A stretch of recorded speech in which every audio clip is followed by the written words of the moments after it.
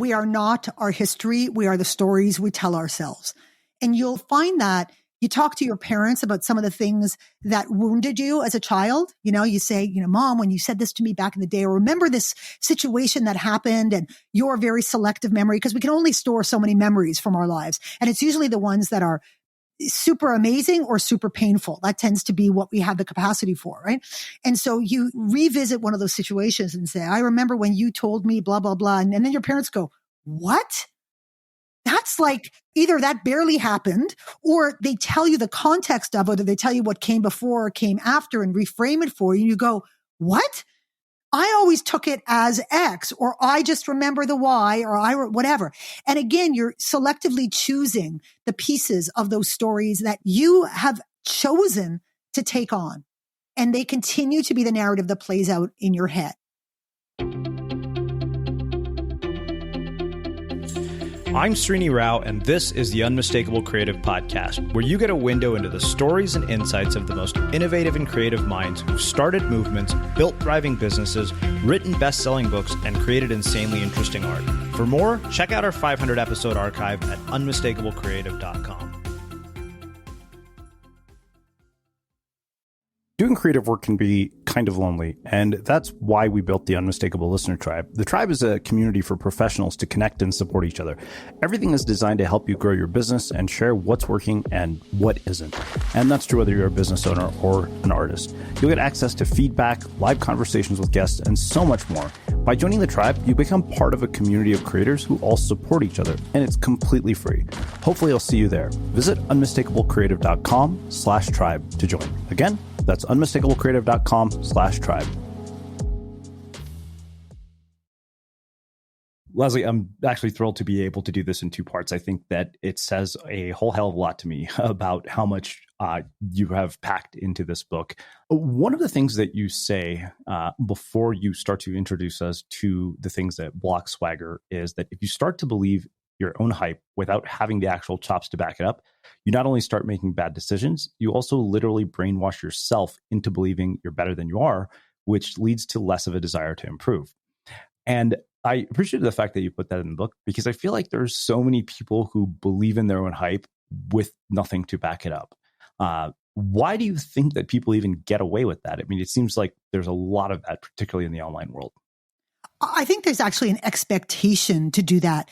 People believe that the fake it till you make it thing is what ultimately brings them success. If you can convince people that you're amazing before you feel amazing, you have a better chance of becoming amazing. But I don't really believe that. I think that you want to experience self-belief, but that's different than confidence. You can only experience true confidence as a result of true competence. Only when you've done something enough times that you become unshakable in that, do you exude that thing that everyone aspires to, that confidence. People can come for you and you go, I'm all good. It's fine. You can think what you want to think, but I know where I am in my journey. The problem with that though, is that whenever you get to that place of confidence, it's such a freaking relief. You go, oh my God, I finally know what's going on. Oh my God. And you don't want to move outside of that so quickly. And I think the difference between people who really accomplish great things in their lives is that they don't get too comfortable in the place of confidence, that they're really okay with going back into that, getting punted out of confidence and going back into that confidence building thing.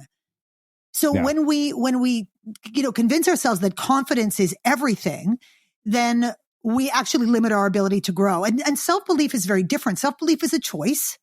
And to me, what self-belief is, it's just that unshakable kind of, that center that tells you that you can take a step off the cliff into the unknown, or into what appears to be the drop or the nothing, and that you're not going to die.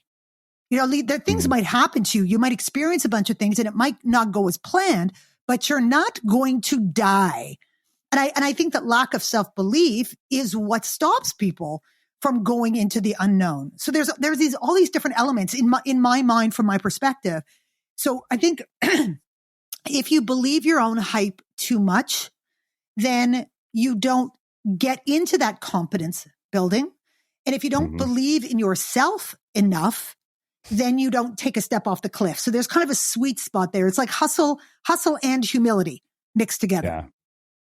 No, I love that because I think that one of the things that I've become hyper aware of over the last year or so, based on the conversations I've had with people here on the show and my own reading, is the role that cognitive biases play in the assumptions that we make and the decisions that we make, which is why I frequently tell anybody I'm teaching to consider the possibility that everything I'm telling them is bullshit, because it might be for them.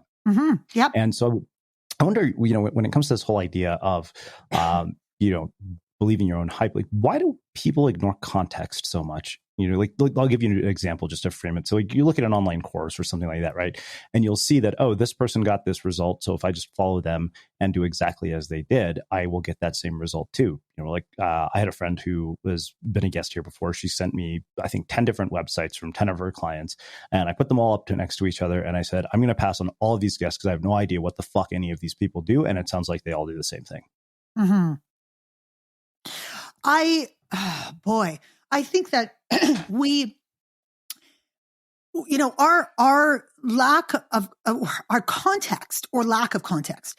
So let's take context first. We will compare ourselves to that which we find impressive. And just because we find it impressive doesn't make it by definition impressive. That's just perspective.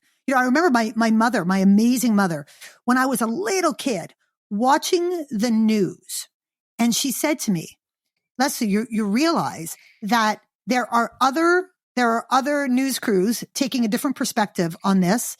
And the ones that you're seeing are showing you only what they want you to see. So you're not seeing what's real. You're just seeing what they want you to see. And it doesn't make it true and it doesn't make it right. So you have to be able to form your own opinions about these things and imagine that you're seeing a much bigger picture than you're being shown. And I think that in our social oriented world, we developed this incredibly curated view of everything.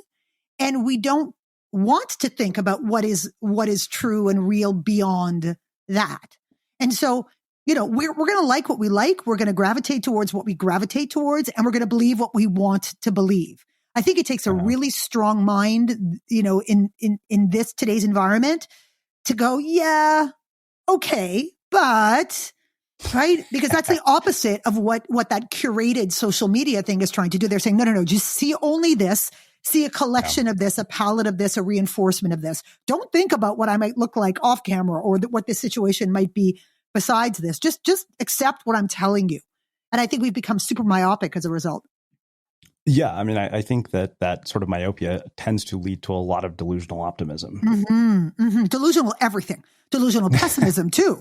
I mean, I think it works, in many ways. I think that we have a far less sense of what's true and what's real. We've seen that. We understand that in the media, that what we're seeing now, where we used to really believe that what we were seeing was real, we now know for a fact that what we're seeing is not necessarily real, which is terrifying for people. Because they want the concrete. They want that which they can trust. Wow. Well, let's get into the first swagger blocker, which is persona. And you say the first swagger blocker separating the real you from the world is persona. So many of us develop a conscious demarcation between who we really are and what we reveal to the world, particularly in the context of our professional lives. We do this because we've been conditioned to believe that there's a way we're supposed to show up if we want to succeed. But the truth is, having a work persona does not help. It just hides our uniqueness and shrouds our value. And you may be the one person who can finally answer this damn question for me. Because I think that when you're a public figure, it comes with some very unique challenges. So, perfect example. I was on a reality TV show. People said a lot of, not so nice things about me during that. And, the person they matched me up with, everybody else had plenty of nice things to say. But one of the things that I was very mindful of was the fact that I am a public figure. I have a body of work, and everything that I say and do in such a large forum is a reflection on every single person in my life, my investors, my literary agents, my speaking agents. And so I think that this is one of those that I really, is one of the ones I thought a lot about this when I thought about sort of, what's involved in the psychology of building an audience.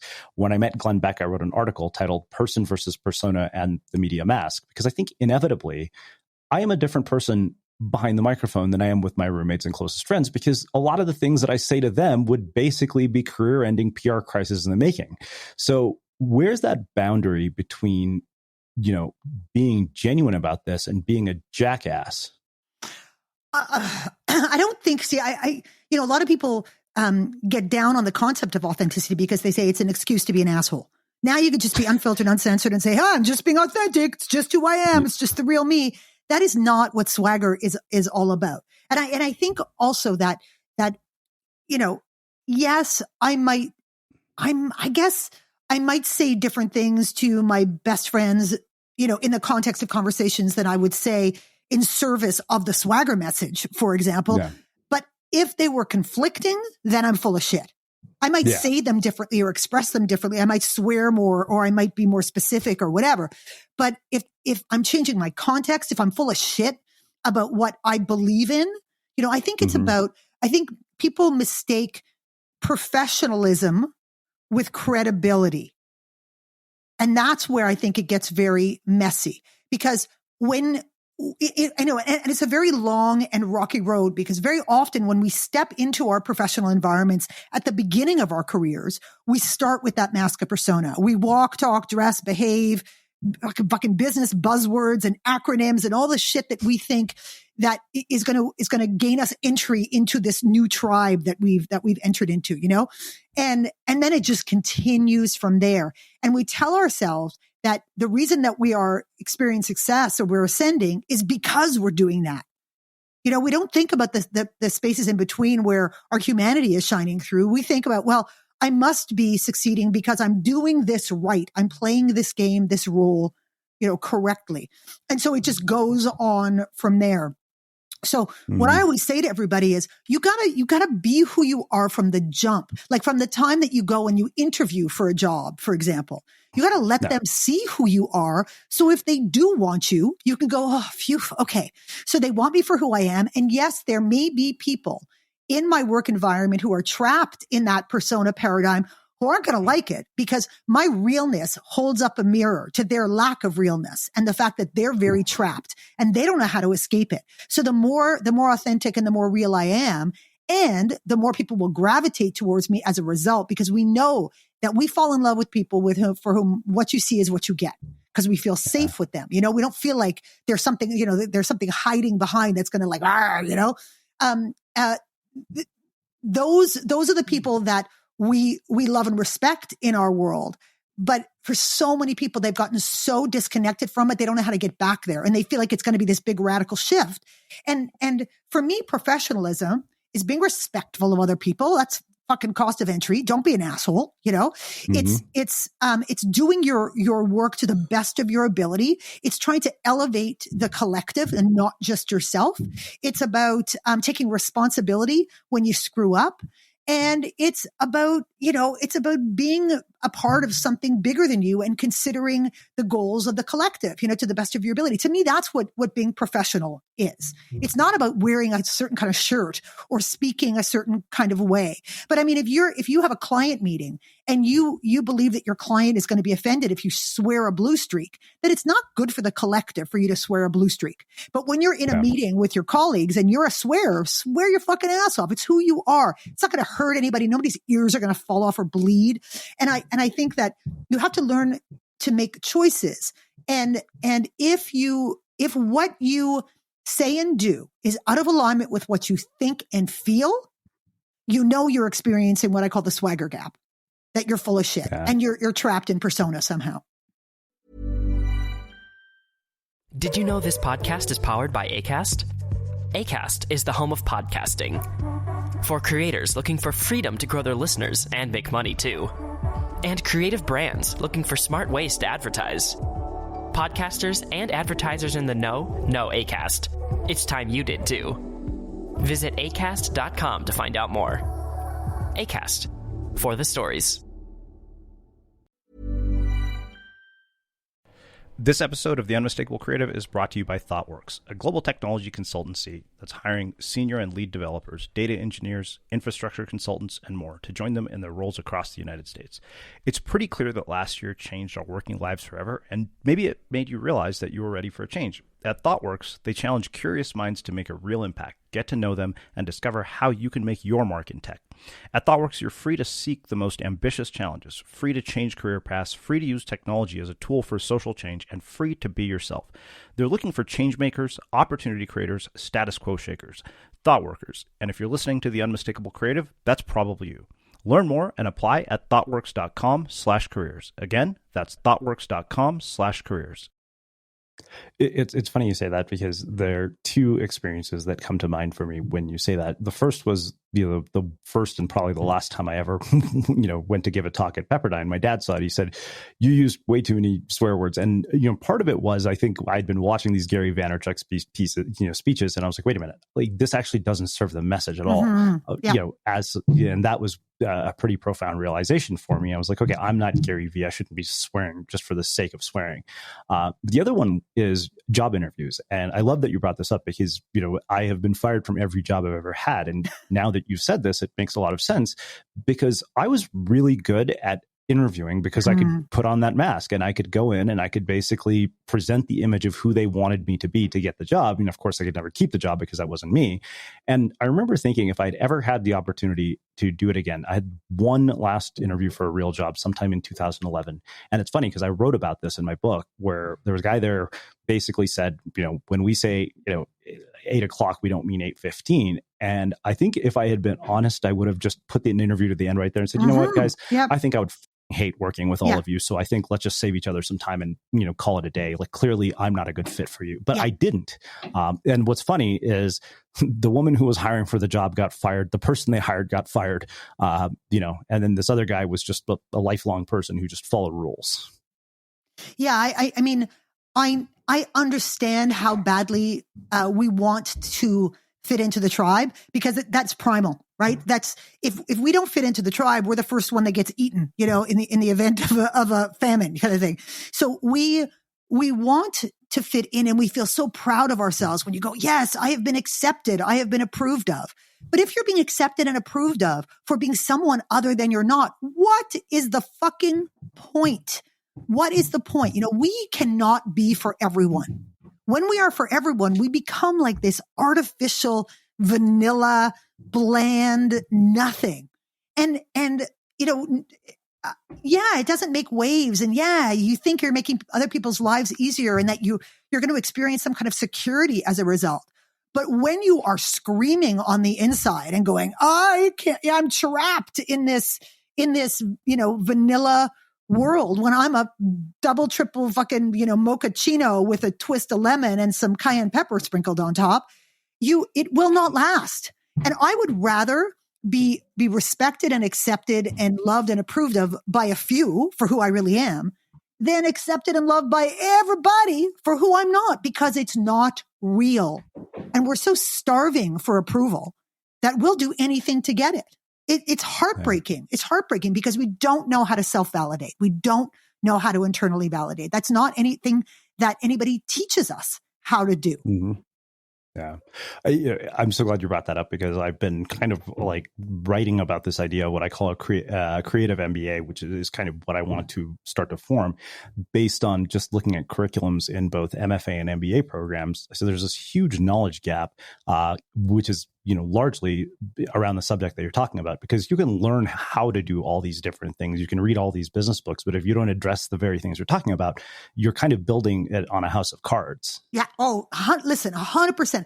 That is what inspired this book in the first place. Because when I launched Combustion, which is in my training company in 2008, I mean, it was called something else initially, but the company that eventually became Combustion.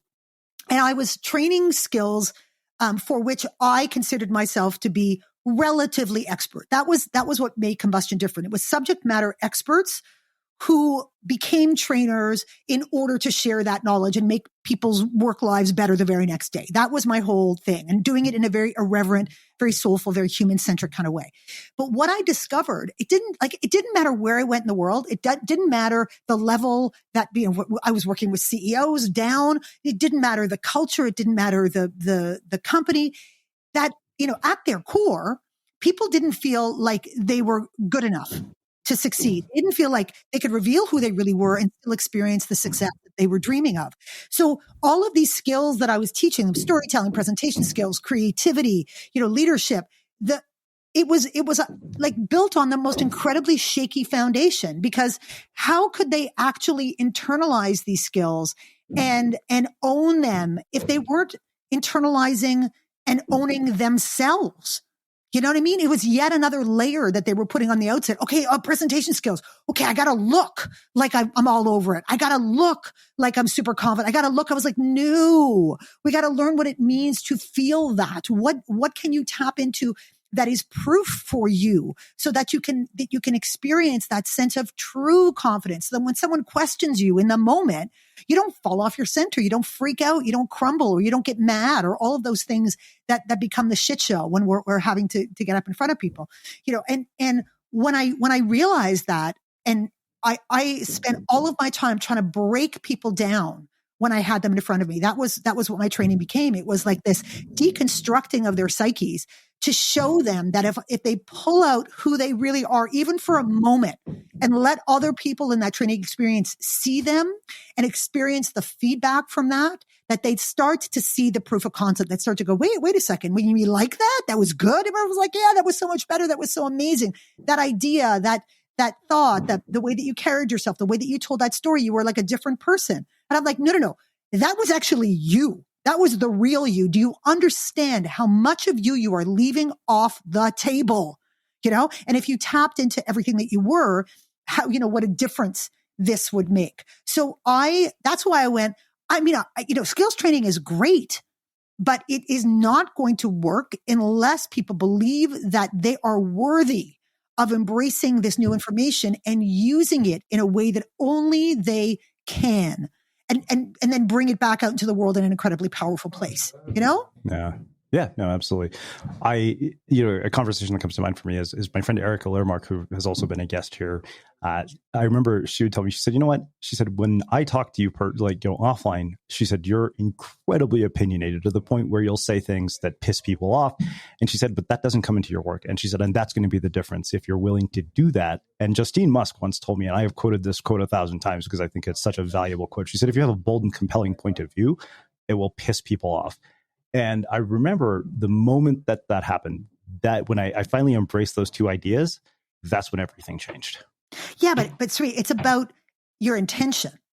If you gotta, that's why that is so key to swagger, is you've got to know why you're saying or doing the thing, not just because it needs to be said.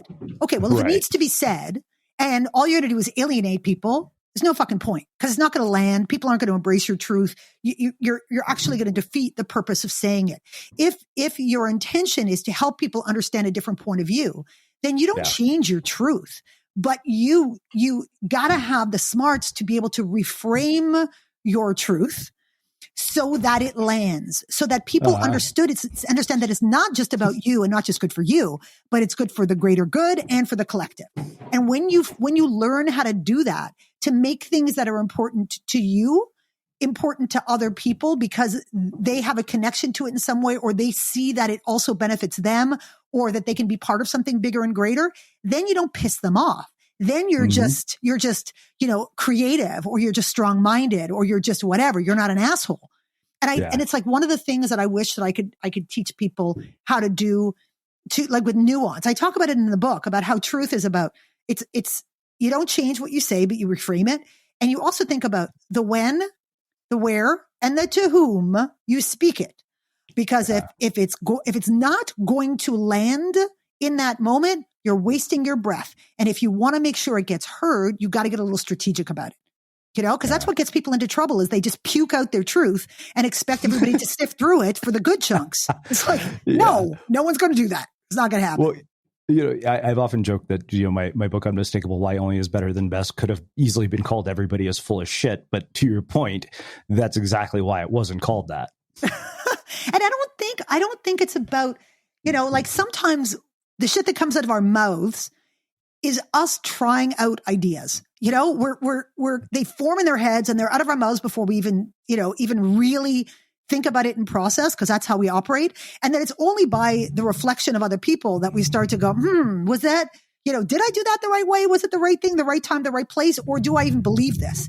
And the people who I respect most in this world are able to do that, and then to sit back and hear what other people have to say and reconsider, what they said or how they said it, to kind of either clarify their intention or go, that probably, here was my intention. That probably wasn't the best way to communicate it. I'm not backing down from what I believe in, but I understand why it didn't land the way that I had hoped it would land. If we could do that better, we would be able to have that kind of better discourse across the board, as opposed to my idea is my thought is the thought. And if you don't like it, you could fuck yourself and all the rest of it. And people say about me that I'm like, that I'm incredibly direct. I get that a lot, but I'm also like that I'm like cartoon violence, that when I have a super strong opinion or when I get in your face, it's not like I'm going to punch you in the face. It's more like, Bugs Bunny with the mallet. It's like it doesn't really hurt, but it gets your attention, Yeah. Well, let's talk about this whole idea of ambition, because it's such an odd paradox to think that ambition is something that blocks swagger. But you say there's a big difference between being purely ambitious and being in your place of excellence. Raw ambition forces you to constantly look skyward, focusing on the next rung up the ladder instead of inward, and being present in your journey toward accomplishment on your own terms. And I love that as somebody who I think, had ambition, to a fault, to the point where my ambition actually alienated a lot of people. I made some decisions that honestly I'm not proud of, purely out of ambition. Yeah, while I was in business school, I cut friends out of projects without telling them. And I lost friends for good because of that's exactly it, babe. That's exactly it. Because the reason that ambition can be a swagger blocker, and don't get me wrong, I'm all for ambition. I'm all for success and striving and taking risks and doing, do you. If it comes at the cost of your authenticity, not okay, because you're going to be left alone, and you may have what you perceive to be success, but trust and believe that at a certain point in your life, you're going to have a little come to Jesus with yourself and go, holy shit, what did I have to sacrifice in order to get here? Who am I and how did I become this person? So I think that when we are looking upwards to the next rung of the ladder, what we get so fixated on that by definition, we don't focus inwards enough, because if we did, we would check ourselves. We don't focus enough left and right to our peers and colleagues, because we need them and they are part of our journey. And that's part of being professional and respectful of other people and being part of the greater good. And we sure as hell do not focus on our followers. For all those people who are listening, who are aspiring to be leaders, you cannot be a leader without followers. And followers have a choice. Just because you are a people manager or you have a title does not mean you will have followers. And if you do not focus on your followers, and if you're not in service of their growth and their journey, you do not deserve the mantle of leader.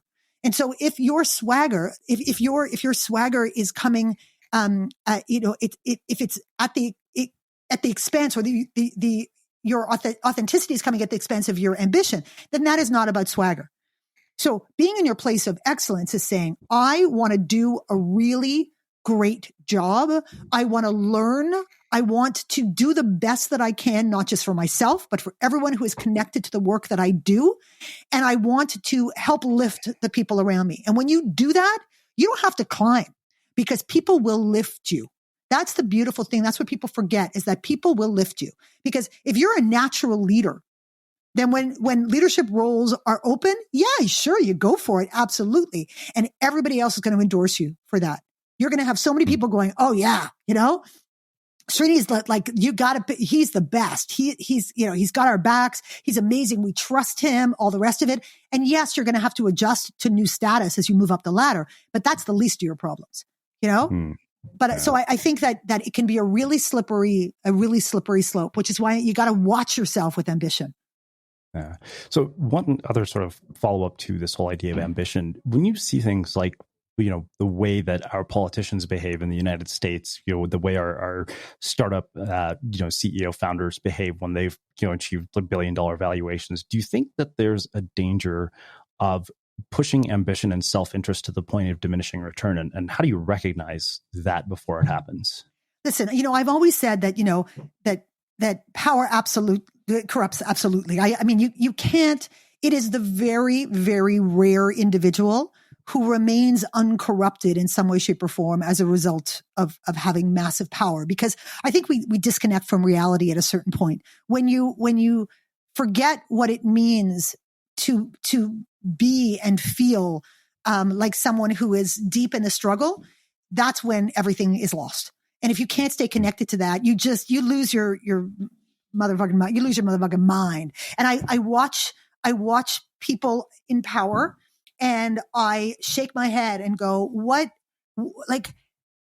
have they really forgotten what it felt like and what it looked like to be in a place of wanting, or in a place of not having, or in a place of struggle? And I think it's really, really, really hard to hold on to it. I think the amount of money that people are allowed to collect is an obscenity. My husband and I talk about this all the time, that there should be a cap as to how much money one individual can have. And beyond that, the question is, what do you do with the remainder? Because that's the true test of who you are. To keep your $100 million. Because when are you ever going to be able to spend that? But after that $100 million, it is time to share it with the world. And what kind of things do you want to share it with? How do you manage those projects? What do you do? I look at Bill Gates, what he did, or what he continues to do for the latter part of his career. And you go, that's what I'm talking about. You get to a point where you go, okay, I'm richer than God. What do I do now? Okay, I'm going to set up really smart foundations where people have to take responsibility for their returns. So it's not just charity after charity after charity. But I'm going to set all these things up for success so that people who do have that intention to change the world are going to have that leg up to do that. And I'm going to support them in that. So people often say to me, so what celebrities, what public figures do you think have swagger? And I go, how the hell would I know? Because for the most part, what we're seeing of them is completely curated and based on not the stuff that they say on social media or they say on news or in interviews, but based on their actions in terms of what kind of contributors they are to the greater good. I would say almost none, almost none, because they lose their minds in the process. That's what happens. Yeah. So one thing we've talked a lot about at Unmistakable Creative is how environment influences our behavior. And if you're like me, you might walk into some of those fancy department stores or see someone's Pinterest board and be filled with envy and think, I could never make my place look like that. Well, with Redecor, you can finally take control and unleash your creativity to design a space that you love. Before you start painting your bedroom or bathroom or living room some sort of color because you think it might look cool, you can actually test it out with Redecor. And without having to spend a fortune or buying tools and accidentally knocking down the walls in your home when you're just trying to hang a picture frame, you can actually test things out. Redecor is the perfect fusion between home design and mobile gaming, and with this interactive redecorating game, you become the designer. It's your style, your rules, and it sharpens your decorating skills, helps you to relax, and it unleashes your creativity. So why not download Redecor while you're listening to the podcast? It's completely free and available on both the Apple App Store and Google Play. Download Redecor now and become an interior designer today, even if it's just for fun. This episode of The Unmistakable Creative is brought to you by ThoughtWorks, a global technology consultancy that's hiring senior and lead developers, data engineers, infrastructure consultants, and more to join them in their roles across the United States. It's pretty clear that last year changed our working lives forever, and maybe it made you realize that you were ready for a change. At ThoughtWorks, they challenge curious minds to make a real impact, get to know them, and discover how you can make your mark in tech. At ThoughtWorks, you're free to seek the most ambitious challenges, free to change career paths, free to use technology as a tool for social change, and free to be yourself. They're looking for change makers, opportunity creators, status quo shakers, ThoughtWorkers. And if you're listening to The Unmistakable Creative, that's probably you. Learn more and apply at thoughtworks.com/careers. Again, that's thoughtworks.com/careers. Well, let's talk about this whole idea of insecurity. You say insecurity is rarely about the challenge we're about to take on. It's the history of self-doubt that's the killer. So how do you resolve that history? I mean, we can't rewrite history. Whatever's happened to us has happened to us. You know, you might have been told by your parents you weren't smart. You might have been told by some kid in school you're an idiot, whatever it is. You can't change that. So with that in mind, how do we actually deal with this history of self-doubt so that we can resolve insecurity? I'm going to be glib with this one and say we are not our history. We are the stories we tell ourselves. And you'll find that When you've ever been around someone, or even for yourself, where you talk to your parents about some of the things that wounded you as a child. You say, Mom, when you said this to me back in the day, or remember this situation that happened, and your very selective memory, because we can only store so many memories from our lives. And it's usually the ones that are super amazing or super painful. That tends to be what we have the capacity for, right? And so you revisit one of those situations and say, I remember when you told me blah, blah, blah. And then your parents go, what? That's like either that barely happened, or they tell you the context of it, or they tell you what came before or came after and reframe it for you. And you go, what? I always took it as X, or I just remember the Y, or whatever. And again, you're selectively choosing the pieces of those stories that you have chosen to take on. You've chosen to take them on, and they continue to be the narrative that plays out in your head. Like I was told, so a perfect example is, I had amazing parents. My parents supported me 100%. However, I was a really difficult kid. I was completely wild. I did not follow the rules. I had big issues with authority. I was super precocious. I would act out a lot. I was hyper, all of those things. And so my mother would often say things to me trying to help me, like, Leslie, you're so incredibly creative. If only you could just focus a little bit more. Leslie, you're so passionate. If only you could pick your moments. Leslie, you're so this, if only. And what happened was, it didn't take long for me to stop hearing the first part of that and to only hear the second part of that. I became a caveat. If only. And that stayed with me for years and years and years. And I believed that I was somehow not good enough, that there was that I was waiting for the other shoe to drop, with people, that they would accept me on the surface, but really they were thinking I was too much, too big, too loud, too whatever. And I wore that, and it made me very, very angry and very frustrated for a lot of years, until I realized, wait a second, that may have been true of someone's perspective at a certain point in time, but that is still their perspective and their opinion.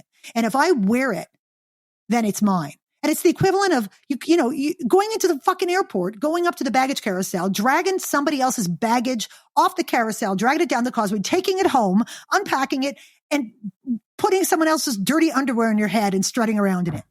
We would never do that. But we pick up other people's baggage like it's fucking candy, and we wear it. We eat it up, and we let it take root in us as truth, as opposed to saying, wait a second, in the past, I was told that I was X, but today people tell me that I'm Y. And yeah, I couldn't be where I am and do what I do today without having been the sort of, a collective of my history.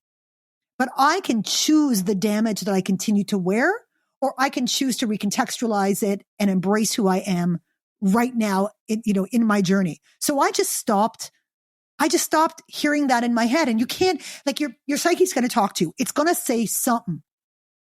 The key is not to just put your fingers in your ears and sing and go, la, la, la, not listening to negative voices in head. You have to literally record over them. You have to replace them with something that's going to that's going to play just like those negative tapes did, and when they did. So the same way that in a situation, and the negative tape is going to go, you're not good enough, and you suck, and you don't have what it takes. If we can record over those tapes, the same trigger is going to go, you got this, baby. You got the chops. Get on it. You're going to be fine. You're not going to die. And you can do that, but you have to almost exercise the demons. You have to get them out instead of trying to suppress them or hide from them or be mad at them. You have to say, come on out and play, inner saboteur. Let's get you out on paper. It's an exercise that I do with people. I get them to write themselves a letter from their inner saboteur, and I go nuts. Get evil, dirty with yourself, because we accept so much more shit from ourselves than we would ever accept from somebody else.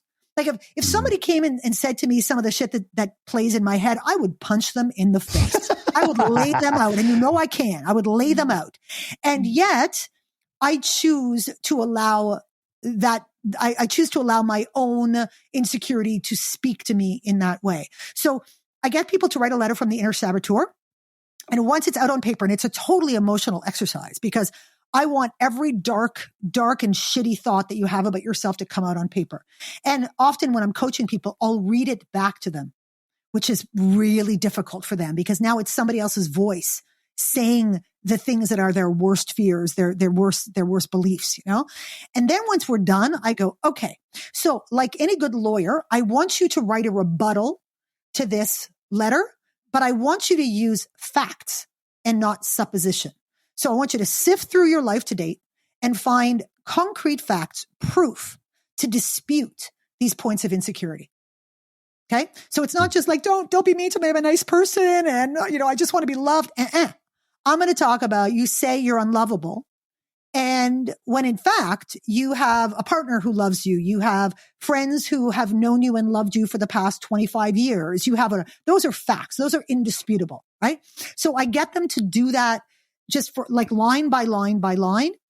And then I have them sort of compress that down to distill it down into what I call the swagger mantra. Find the highlights of that. I'm a blah, blah, blah, blah, blah person, or I'm a person who has accomplished blah, blah, blah. And I deserve all the good things because, and no one can take it away from me because, however you want to frame it. But it's that distillation so that when that negative voice comes a chirping, you go, you put your hand up immediately. You don't even let it start. You go, let me tell you something. You trot out your swagger mantra. And if you need more, you start going through that resume of awesome. That is all of the things that are the proof. And slowly but surely, like in everything with your brain, you have to do it through repetition. You have to believe it. And it starts to shift that balance. So now the voice that in your head goes, actually, I'm a beautiful, lovable human who's got a ton of passion, who is committed to doing great things in this world. So fuck you, inner voice. That's what happens. It's work. It takes work, But yeah. I find so many people that I work with get into the whole victims thing. Well, the voice always comes and I can't. I'm like, well, if you're not going to fight it, then you're not going to win. You gotta be in the game to win. Yeah. It reminds me of something a boss, one of the many bosses who fired me, told me. He said, you're not the type of person who's interested in controlling your own destiny. And it's funny because, I owe him a huge debt of gratitude for telling me that. Because that's pretty insightful. It's pretty insightful from a boss. And you know what I said? I was like, you're right. I'm not interested in controlling my own destiny in the context that you think I should control it in. Fair. Working at the same company for 20 years. I'm like, you don't do what I've done if you lack motivation. Yeah, no. And that's not controlling your own destiny. That's working for the same company for 20 years is creating your own illusion of security. That's what you're doing. It's the illusion of security. That's it. And it's an illusion. Right? Yeah. And listen, some people make that choice, all good, no shade to that. But I remind people over and over again when they, when I work with them and they say, I'm not happy in this or I feel trapped. And I go, dude, the security that you think you don't want to give up is an absolute illusion anyway, because they will fire your ass as soon as it's convenient to them. And if you have put all your eggs in that basket simply for security, you're going to end up very, very, very disillusioned and disappointment. So if you want to be there and you want to do your thing, great, all in. But if there's things about it that you don't want, that don't fit you or don't fit you now and did fit you 10 years ago, you got to step.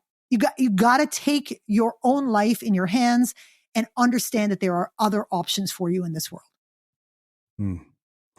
Okay, so in the interest of time, I want to cover pain and fear, and then I want to get into the things that drive swagger. So let's talk specifically about pain and fear, because I feel like so many people are terrified to do whatever this thing they say they want to do is. I mean, I hear it over and over again, whether it's, with creative work, whether it's starting a business, whether it's, quitting a job or something. And you say that fear is where confidence goes to die a horrible death. How do you prevent that from happening? The thing that I love talking about when I talk about fear is the neuroscience of it. And you as a hardcore creative, you get this, that, according to the brain, that which has been tested and proven equals good, right? We have a default system in the brain that says, what I know, what I have context for makes me feel safe because I know that I'm not going to die. That is what the brain is designed to do for us in terms of the primal brain, the reptilian brain. And any time that reptilian brain is challenged, our context is challenged, our experience is challenged, we have this process that triggers in the brain. So we have that which has not been tested and proven, which equals bad, scary, never done it, don't know what the outcome's going to be. And the reptilian brain takes over. It triggers the amygdala. The amygdala produces cortisol in the brain. Cortisol floods the brain, which then causes the limbic and the neocortex, which are the really sentient parts of the brain, causes them to shut down because we don't need those parts right now, according to the brain. It's run, kill it, or freeze. Those are the only options available to us. So now we lose the ability to think clearly. Our brains are flooded with cortisol, which then says to the brain, I got to fight, give me the stuff. And then you get adrenaline in the body. So you get that sweaty, shaky, kind of, overamped kind of vibe. That whole paradigm is the worst thing that we can imagine, because the brain cannot differentiate between, a tiger is going to eat me fear and someone's going to give me a side eye in a meeting fear. Fear is fear. There aren't really levels of fear unless you know how to deal with them and quickly contextualize them. So when it comes to fear, you've got to learn how to not let that process run away to the point where the sentient parts of your brain get switched off. It's learning to be uncomfortable with discomfort. That is the key, because discomfort is designed to stop us from doing shit that we don't know the outcome for. And we've learned, especially in the business world, oh my God, we have started to treat discomfort as something that it's like, oh, I don't know, that doesn't feel right to me. Well, based on your personal one person myopic little tiny box, experience, it might feel scary and uncomfortable, but that doesn't make it so for the world or for the, for the opportunity or whatever it is. And so when we're dealing with fear, you gotta embrace it and see it for the bullshit biological process that it is. That is the key to dealing with fear, is to go, wait a second. What am I really afraid of happening here? I play a game with people that I train. It's a game called And Then What? So when they talk about being afraid of a situation, I say, okay, take me through it kind of moment by moment. And they say, okay, so I don't know, I'm going to make it up. They're afraid of confronting their boss about something. Okay. So what's going to happen? Well, I go into the room. Okay, great. I sit down. Okay. And then what? I broach the subject by saying X. Okay. And then what? And I get them to tell it to me moment by moment. And then they get to the moment of the thing that they think is going to be cataclysmic. I go, great. And then what? And they keep talking. And as they play this scenario out in their heads, almost inevitably, the end of the story is, and then I'm homeless on the street. I go, okie dokie, great. Okay, we've talked about the entire situation. Now, can you pinpoint at which this story ceased to be realistic in your mind? And at the worst, the realistic point is, and then I have to mend fences, and then my relationship with my boss has changed forever. Or, and at the worst, and then the boss sort of questions me and gives me the side eye and the conversation turns, or they whatever. And I go, okay, so can we not contextualize the fear to that then? If we're going to let's deal with that. So now let's have a plan for that. So let's go scenario plan. We think one of three things might happen out of this. Let's scenario plan for it, so that we're taking the unknown out of it. And now we don't experience that same level. Yeah, we'll get a little bit of a heart pound, but we're not going to deal with this overblown, imagination of what, of us ending up homeless on the street. Every career I've had, I was uniquely unqualified for. You and me both. But I got an opportunity, or I stepped into an opportunity, and I was totally open about the fact that I was uniquely unqualified. But what I do is I'm a big proponent of transferable skills. So I would always tell people all the shit that I'd done in my life that was applicable to this in really freaking amazingly unique ways that nobody else could bring to the party. And I would make it so irresistible that they go, well, let's try it. Okay, sounds good. What do we got to lose? And then I would just learn how to do stuff. Because again, I would say, what's the worst thing that could happen? Like, really, what's the worst thing that can happen? And people do not ask and answer that question for themselves enough. So that's how I deal with fear. Pain, on the other hand, the thing with pain is that it's scar tissue, right? It's proof, and it's hard to argue with proof. But again, we can contextualize it, because pain is the voice that says, "Oh, I tried that once. That did not go well. Hurt like a motherfucker. Hurt like a motherfucker. Did not go well. I am never doing that again." Because we as humans are conditioned to move away from pain and towards pleasure, right? And pleasure lies in the known. So we go back to that time and time again. And when it comes to pain, if we experience something 30, 40, 50 years ago that brought us pain, today we will still be afraid to revisit it, even though 95% of the context has changed. That's how powerful pain is. So the key, again, when people talk about those scarring experiences that make them not want to take those risks and do those things, I say, let's talk about it. Let's talk about it and put it into perspective. You know, like even to say, so if you were in that situation now today, what would you do? And people go, "Oh, I would do X, Y, and Z." I say, okay, so then you don't have to worry about it anymore. Mm-hmm. Right? Yeah. So that is memory. It is not something that the scar tissue is there, but you don't have to face that pain again. That's been done, kind of thing. So, but of course, this, you know, if you imagine those swagger blockers as being kind of concentric circles, and the real you is trapped on the inside, pain is the one that is closest to you. It's the first ring. Because if you're not prepared to face down that pain, forget it. You're not going to get the benefits of swagger, because you're going to have to push through the memories of the things that have happened in the past that have made you withdraw. It's catch-22. You know, the reason that you're stuck now is because you've experienced some painful shit in your life that conditioned you to believe that you weren't good enough and that you were better tucked away, you know, hidden. Yeah. So that's the first thing you're going to have to deal with. Wow. So we talked about the blockers. Let's get into the drivers. I mean, I think you've kind of, you know, alluded to them throughout our conversation. Mm-hmm. So on the section on truth, you said that truth is the number one driver of our swagger because it has the power to carry our authenticity out into the fresh air.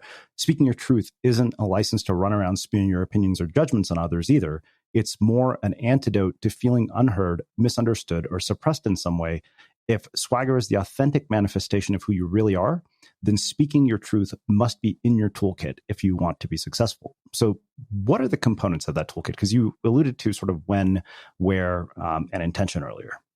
Yeah, I think when what we want to let go of is all of those moments in our lives where we say, "I wish I would have said," or "Why didn't I say?"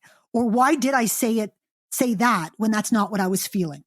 Right? Imagine walking around being unburdened by that.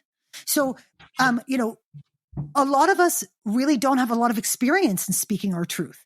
I meet so many people who were raised in a household where no one was interested in their truth. They weren't taken seriously, even as children. They were told to not say certain things that, you know, in the worst case, you know, that children are, you know, meant to be seen, you know, and not heard.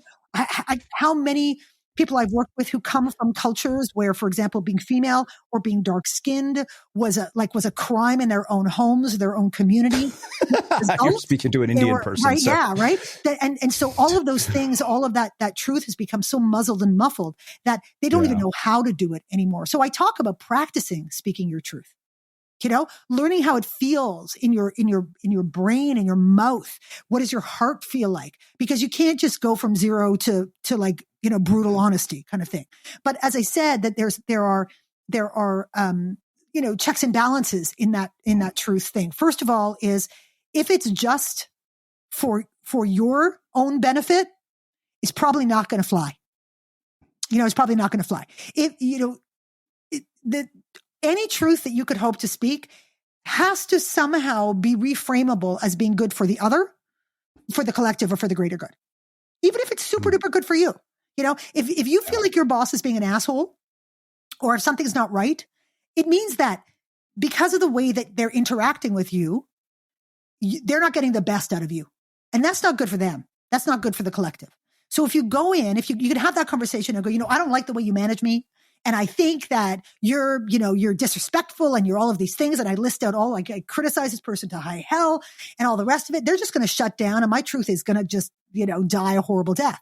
But if I go in and say, hey, listen, I know that what you're trying to do is to build a team that's accomplishing X. I know you have goals. I know what you've invested all of your time and energy in it. And I know that my ability to bring 100% to the table is going to be of benefit to that. Am I right? And the person's going to go, yeah, because that's fact. You go, okay. So I feel like as a result of some of our communication and some of the things that I'm experiencing, I'm not able to bring my 100% to the table. Are you open to talking about some of the ways that I feel like I could bring more of who I am to the table? Are you open to that? Now, if that person truly is in service of their greater good and all the rest of it, they're going to be open to them. If they're not, you are wasting your breath. There is no point in having the rest of the conversation because they don't want to hear it.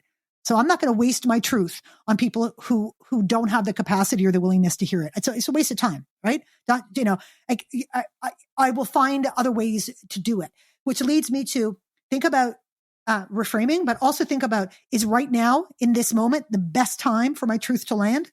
Sometimes you got to just hold your fucking tongue. You might want to say it in the moment, but it's not going to serve your message. It can also be, is the situation something that needs my truth right now? Or am I better served to wait until after it happens and then go around and talk to one person directly so that I don't inadvertently call them out or do something, in that situation that's going to stop my truth from landing. So I always say it's when, where, and to whom you speak it. Because the goal is to have it land. And then we have intention, right? The why. Because if the reason you're speaking your truth is to big yourself up and make somebody else smaller, it's not going to go well for you. I don't care how true it is. It's not going to go well. If your goal is to, take something away from somebody to have more for yourself, it's not going to go well. If it's to get back at somebody, to pay them back, it's not going to go well. All those things, you got to check your intention. You got to check yourself, because that truly is to me, it's the mark of someone who really has swagger. When you say, I understand why I'm doing what I'm doing, which is part of what gives me the courage to be everything that I am, because I understand what I'm in service of here. And it's not just my own ego. It's not just my own ambition. It's not just my own, my own point of view. It's because I'm trying to contribute meaningfully to something beyond myself. And the last thing is self-belief. Right? You got to believe that you're worthy of speaking it, and that the world deserves to say it, and that you are the right person to speak it, and that no one can take that away from you. So those are your swagger drivers. Okay, so just a few more questions. I had to ask you about boxing, because I remember reading that thinking, okay, wait a minute, like, that's kind of cool. What in the world made you get into boxing, of all things? I've always been a big boxing fan. I think it's incredible. And that's before I even really knew a lot about it. But I just find it to be, it's playing chess with your body. It's just an incredibly intellectual pursuit, which most people do not think of it that way, but that's why they call it the sweet science. And when you understand it, you have a whole other level of respect for it. I also love the attitudes of boxers and what makes somebody really successful in the ring, and all the different styles and all the rest of it. So when I was 48, I was like, okay, I've waited too long to do this. Like, I gotta do it. If I don't do it now, I'll physically I won't be able to do it. So I found a trainer, this incredible man who was one of my closest and dearest friends, a guy named Virgil Barrow. And he started to train me. And when I was 51, I fought in my first sanctioned amateur bout, a black tie event in front of 900 people in order to raise money for cancer research. I raised $30,000 for cancer research, and I fought my first sanctioned amateur bout. I have never learned more about myself and about, myself and so much more beyond myself than I have from boxing. I've just developed this incredible awe for what it, because people think that it's violent. And when you actually train and you fight, you learn it's like boxing people are the best people in the world, because in order for you to practice what you do and learn how to be better at what you do, they have to offer them their own bodies up for you to practice on. So someone's got to be willing to get hit in the face in pursuit of your growth and your development. If there's no greater gift that you could give someone in the world, than to say, yeah, try and pop me, because that's a mark of you're getting better at what you do, And so there are all of these beautiful things. We as boxers support each other massively. We spar with each other. They're the most supportive and loving people. My boxing people are the most real people on the planet. And, I just find that it has taught me just what my body can do, which is amazing. I've pushed myself further than I could ever have imagined, doing that. It's the most physically grueling sport in the world. Like when you're training for a fight and you're doing, to train, you're going 13 rounds on the bag, 13 3-minute rounds on the bag. Because you're going to fight 3. But you will never know what it's like to fight 3 rounds until you're actually fighting 3 rounds, because the amount of adrenaline that pumps through your body exhausts you. And so even though you go 13 rounds on the bag, or you spar for 5 or 6 rounds or 8 rounds, when you actually fight and the crowd is screaming and yelling and you're in that and you want to win, it is a whole different ballgame. So I've been boxing now for almost 10 years or so. And I just love it with a passion. Best sport ever. And in this life, everyone should know what it feels like to take a solid head snapping punch to the face and know that they're just fine after it. Amazing. Well, you know what? I know that just from having this conversation with you, I think our listeners are going to want to hear a lot more from you and probably have a lot of questions. And I wanted to see if you'd be up for participating in a after show that we do on something called Airspaces, where basically you can asynchronously communicate with our listeners. They will be able to submit questions and you can actually record answers for them. If you're up for it, we would love to have you participate. Yes, absolutely. Cool. 1,000% all in. Okay, awesome. So anybody listening to this, that will actually be at unmistakablecreative.com/participate. I know that some of you participated in it for the cult series, but we wanted to make sure that you understood that this was not an ad for a product. So I figured we'd actually mention it on air. Leslie, this is why we need to do this, because I feel like literally you and I could talk for 5 hours. And in the interest of time, I want to finish with my final question. And that is, what is it that you think makes somebody or something unmistakable? I think when you embrace everything that you have and everything that you are, all of the messy, flawed, imperfect, unshiny, visceral shit about yourself, then your uniqueness becomes absolutely unmistakable.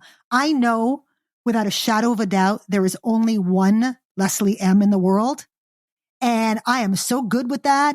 And I'm going to remind people that there is only one Leslie M in the world every day that I live. And when you meet me, you know it. And that's because I do just that. I'm not afraid of my grunge and my goodness and my mess and all of that stuff. And I'm not afraid to embrace it, and I'm not afraid to share it with other people. So I think that's what makes you unmistakable. Amazing. Well, I can't thank you enough for taking the time to join us and share your story and your wisdom and insights with our listeners. I have to say you're probably my favorite guest this year so far. Oh, I love you too so much. We are friends now. This was for people listening, was a friendship happening before your ears. That's what was happening here. You were watching it just happen and then get cemented over time. So this is the beginning. You can all say that you listened to the beginning of Leslie and Srini's friendship. Amazing. Where can people find out more about you, your work, your book, and everything that you're up to? You can check me out at lesliem.com. That's LESLIEEHM.com. You can check out the book at swaggerthebook.com. It's available on all the platforms and all the things. So any good bookseller. And I love playing on social, as you know. I confess that I take what I do incredibly seriously, but I don't take myself that seriously. So I try and have a lot of fun. You can find me at Leslie M Speaks on Instagram, at Leslie M on LinkedIn, at Leslie M Speaks on Facebook, at Leslie M on Twitter.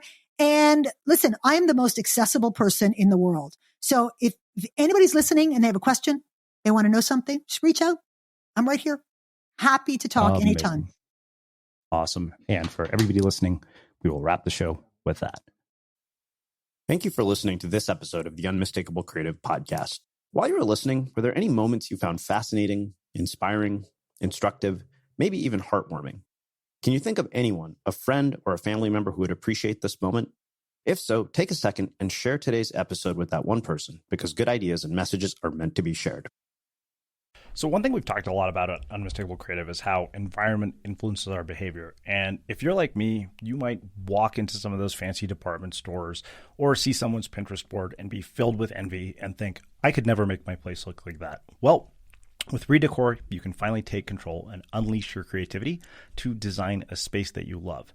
Before you start painting your bedroom or bathroom or living room some sort of color because you think it might look cool, you can actually test it out with Redecor.